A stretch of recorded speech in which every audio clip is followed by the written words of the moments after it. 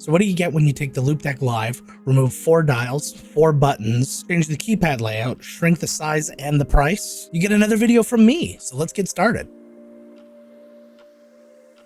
Hey everybody, welcome back to the channel. I'm Joe Finley, and today we are looking at the Loupedeck Live S, a streamlined, more simple version of the Loupedeck Live, as well as the Razer Stream controller, depending on which one you own. In the box, you get the Loupedeck Live S, a USB-C to USB-C cable, where the one side has a 90-degree plug on it, a USB-C to USB-A adapter, which, I mean, these things are gold, because if you're going to have a USB-C to USB-C cable, until such time that computers have mostly USB-C inputs, you need these. And the plastic stand. Now, while I'll admit that this stand is a little bit better than the one that came with the Loupedeck Live, it's still made of a fairly cheap plastic material. It's been designed a little bit better, so it secures nicer to the Loupedeck Live S than the one does to the Loupedeck Live, but it still has those weak points that can break. Now, you can use this stand if you want, but I did make a short a little while back about what I use as a stand for my Loupedeck Live. And I like it a lot, and it's not going to break on me. Okay, let's do a little device ASMR.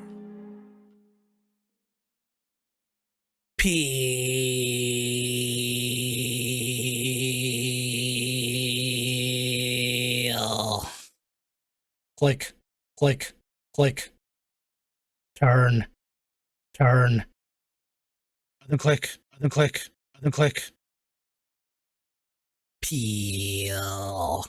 Satisfying. To be frank, the Loupedeck Live S isn't really much of an upgrade or a downgrade for that matter. It's just a reconfiguration and a shrinking down so they can offer a cheaper, more streamlined version to the market. Depending on how you're using this as a content creator, losing the dials can be a pretty big loss to you. I definitely use more than 2 at any given time with my typical editing and photo editing setups. I'm trying to get better with color correction and stuff like that too, and I know the dials have a lot to do with that as well. And with everything you can control with the dials on devices like this, I mean, we just learned with the Elgato Stream Deck Plus, the fewer dials may have actually been a misstep here. If you want my opinion, I probably would have taken the 2 top right buttons and left them as dials as well, leaving the 2 buttons on the bottom corners for paging over. And then with the 15 touchscreen keys, you could easily swipe back and forth to be paging over as well. So you still have a wealth of buttons to press on this thing, plus the fact that the dials all press in for different commands as well. And while I don't have a Stream Deck Plus and I actually haven't tried it, I do have one of these and I've used it every day for over a year, so I do know the value of having these dials. Another loss on the Loupedeck Live S are the little LED displays that go down the side that are your indicators of what the knobs were actually doing. And I get that having just a little small one on the one side to cover those 2 knobs isn't really worth it when you're trying to keep the size small. But when you're working in something like Photoshop or DaVinci Resolve or anything like that, you have a lot of pages of tools that you have to go through. And every time you go to a different page, all of the dials do something different. And unless you have that stuff memorized, which takes a really long time, having that stuff there to reference is actually really important. Losing the amount of buttons that they have overall isn't a gigantic loss, to be frank. I don't think any profile I used in the Loupedeck software actually used more than maybe 3-4 buttons at any given time. But I will admit,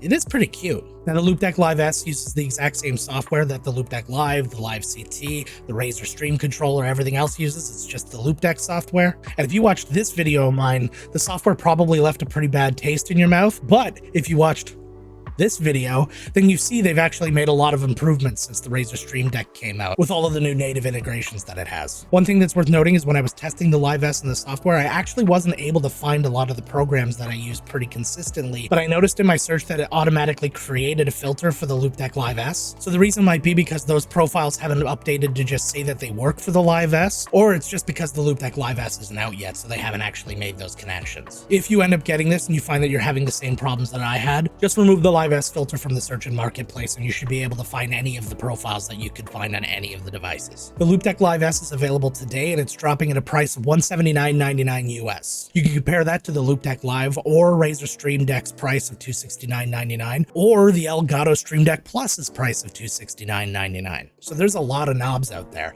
I have an English friend who's at the World Cup right now, said something similar. So the question is the cheaper, more streamlined version of the Loupedeck Live actually worth buying?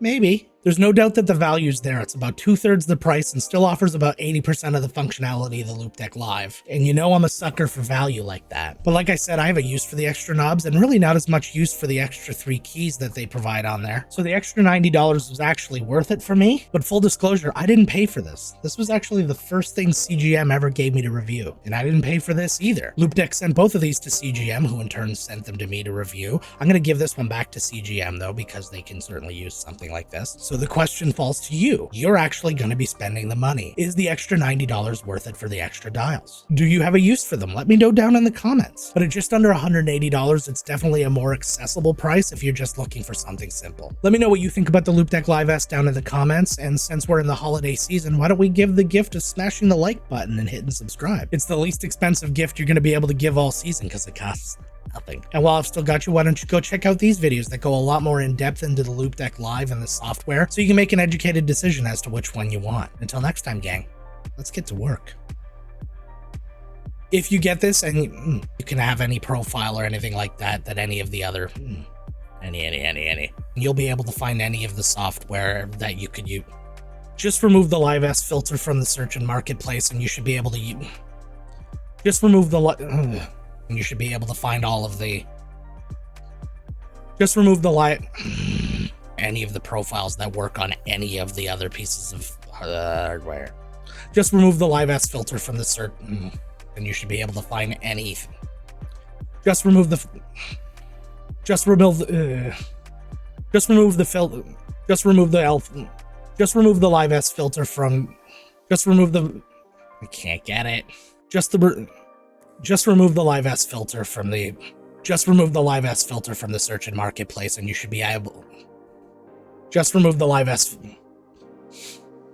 Just remove the Live S filter from the search and marketplace, and you should be able to find any of the profiles that you could find on any of the devices. We did it.